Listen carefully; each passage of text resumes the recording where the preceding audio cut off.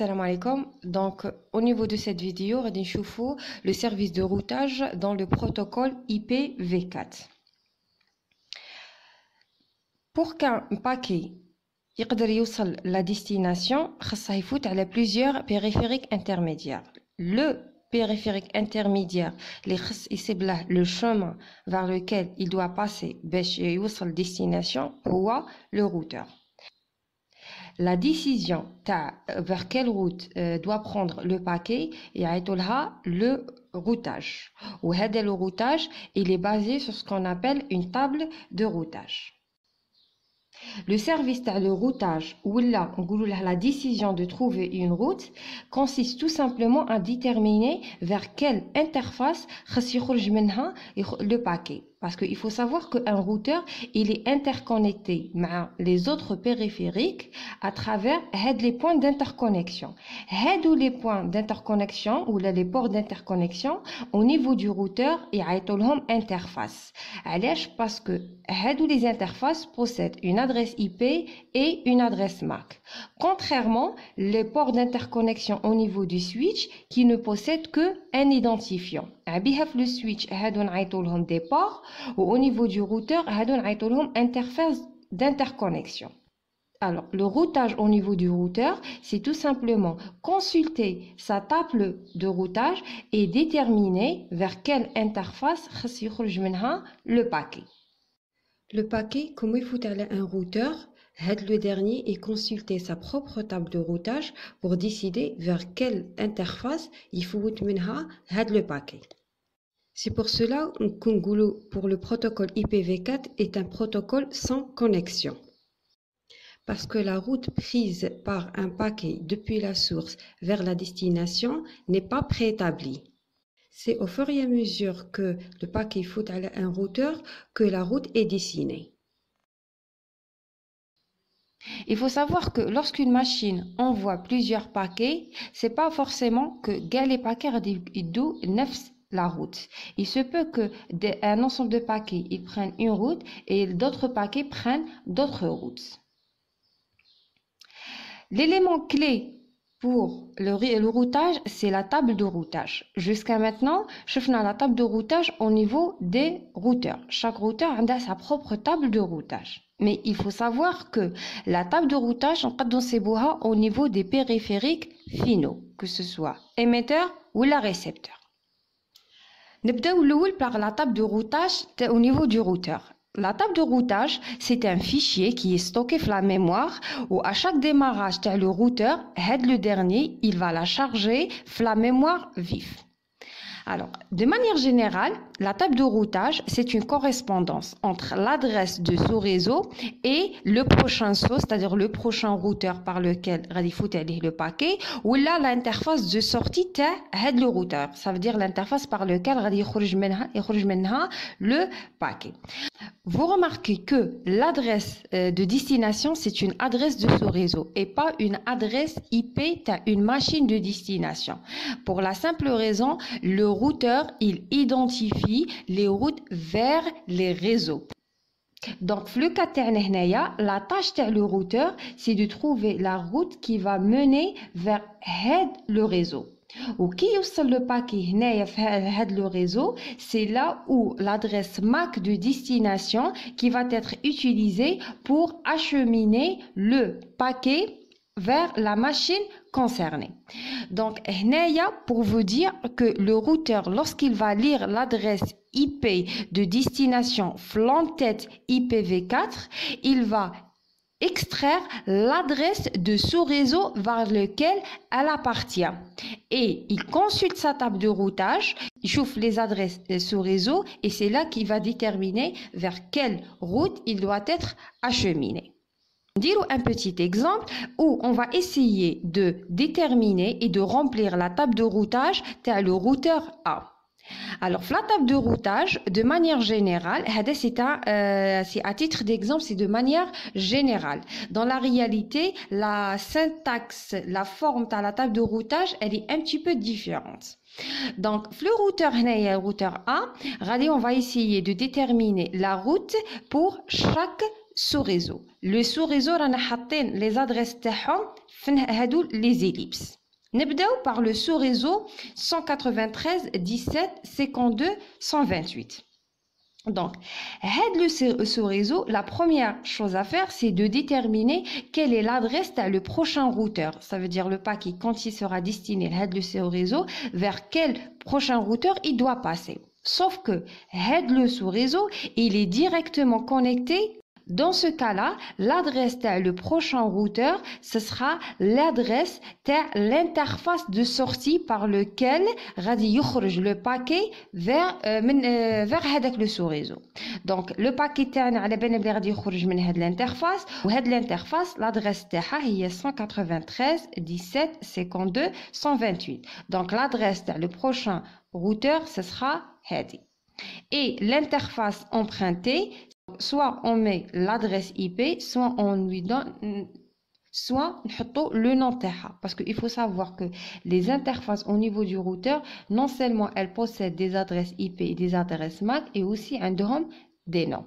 Donc, à titre d'exemple, on a le nom ETH1. Donc, ce sera ETH1. Le dernier champ, c'est le nombre de sauts. Le nombre de sauts, c'est le nombre des prochains routeurs par lequel il doit passer le paquet. Le paquet, ça y est, au réseau de destination. Donc, il n'y aura pas de routeur, donc il n'y aura plus de sauts. Donc, le nombre de sauts, il est égal à 0. Le sous-réseau Zawish, c'est le 193 48 32 0. Alors, le réseau, lui aussi, il est directement connecté au routeur A. Donc, l'adresse de le prochain routeur, ce sera l'adresse IP de l'interface par laquelle il doit sortir le paquet. L'IA 193 48 32 2. Et toujours, l'interface de emprunté, l'adresse de le prochain routeur. À titre d'exemple, le nom ETH2. Et le nombre de sauts, la même chose, ça sera égal à 0. Troisième sous-réseau, 193 17 52 0. Là aussi, l'adresse le prochain routeur, ce sera l'adresse de sortie, l'IA 193 17 52 1. On a le nom ETH3 et le nombre de sauts est égal à 0. Zido, le dernier sous-réseau directement connecté le routeur A, l'IHUA 193 17 52 64. Là aussi, l'interface de l'adresse TH 193 17 52 65, il y a l'adresse du prochain routeur. Le nom ETH4. Maintenant, passons aux sous-réseaux qui sont distants. Alors, نبداو بال 192 17 52 192. Donc, le réseau le sous-réseau, il est distant. Ou le paquet, quand il va venir au niveau du routeur A, elle est belle, il consulte la table de routage. Donc, la table de routage, il faut à un autre routeur. Donc, dans le cas, l'adresse IP le prochain routeur, ce ne sera pas l'interface Hadi, mais ce sera l'adresse IP le routeur. Ou le routeur B, autant que machine, mais une adresse IP. Ce sont les interfaces actives, qui ont des adresses IP. Le routeur A, il a connaissance du routeur B à travers l'interface. Numéro 1. Donc, le routeur A, grâce à un protocole de découverte les voisins, parce que les routeurs, lorsqu'on les connecte, ils vont échanger des paquets de découverte. Et à travers les paquets de découverte, que le routeur A, il y a un routeur B qui est directement connecté à lui, où l'interface Hadi, l'adresse TH, est 193 17 52 131. Donc, selon le routeur A, il a connaissance du routeur B à travers l'adresse. Donc, l'adresse le prochain routeur, ce sera 193 17 52 131. Maintenant, l'interface empruntée, c'est-à-dire l'interface de sortie, ce sera toujours, toujours les interfaces de sortie par rapport au routeur A. Pour atteindre le routeur B, le paquet يخرج من هاد l'interface اللي هي ETH1. Et pour atteindre le sous-réseau, le paquet il doit passer par un routeur. Donc il va faire un saut. Pour le routeur A, pour lui dire qu'il faut le paquet يخرج منه pour atteindre le sous-réseau, donc نعطيو له l'adresse à le prochain routeur. Donc il faut savoir que l'adresse à le prochain routeur, c'est toujours les routeurs qui sont directement connectés le routeur A. Donc ما نعطيولهش l'adresse تاع l'interface هذه تاع le routeur C. نعطيو له l'adresse IP تاع l'interface هذه qui est directement connectée le routeur A اللي هي 192.17.52.131 parce que le routeur A il n'a pas connaissance du routeur C ما يعرفش ما عنده aucun moyen pour connaître par exemple l'adresse IP تاع les interfaces تاعه parce qu'il n'y a pas une connexion directe. Le seul routeur qui est directement connecté à lui هو le routeur B. Et l'interface de sortie, ce sera l'interface ETH1. Alors, ce qui peut savoir le routeur A en ce qui concerne le paquet qui est destiné le sous-réseau, c'est qu'il ne va pas passer par un seul routeur, mais par deux routeurs. Donc, là, le nombre de sauts est égal à 2. On a compris que la table de routage, c'est un ensemble de lignes. Chaque ligne, elle correspond à une route. Donc, la table de routage, on peut dire que les 4 premières routes correspondent à des routes directement connectées. Le deuxième type de route, c'est les routes distantes. Donc, les routes distantes, elles correspondent à des routes vers des réseaux distants. La table de routage, on peut dire que les 2 dernières routes, ce sont des routes vers des réseaux distants. Alors, il faut savoir que au niveau du routeur A, il a connaissance des réseaux directement connectés. Ainsi, il peut remplir sa table de routage avec les routes directement connectées de manière automatique. Parce que le routeur, au moment de démarrage, il va réaliser un processus de découverte. Le processus de découverte lui permet de découvrir quels sont les réseaux qui lui sont directement connectés. Donc, on peut dire que les routes directement connectées, elles sont remplies au niveau de la table de routage de manière automatique.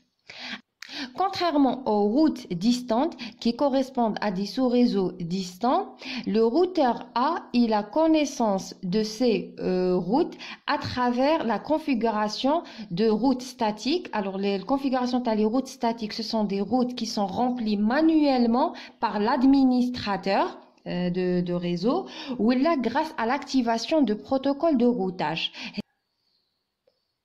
Le troisième type, la table de routage, c'est une route par défaut. La route par défaut, qui est définie par l'adresse 0000, elle est utilisée dans le cas où il y a un paquet au niveau du routeur, ou qui y a l'adresse IP de destination de le paquet, ou il y a l'adresse de réseau de destination, on va consulter la table de routage, sauf que c'est l'adresse de réseau de destination. Ni au niveau des routes directement connectées, ni au niveau des routes distantes.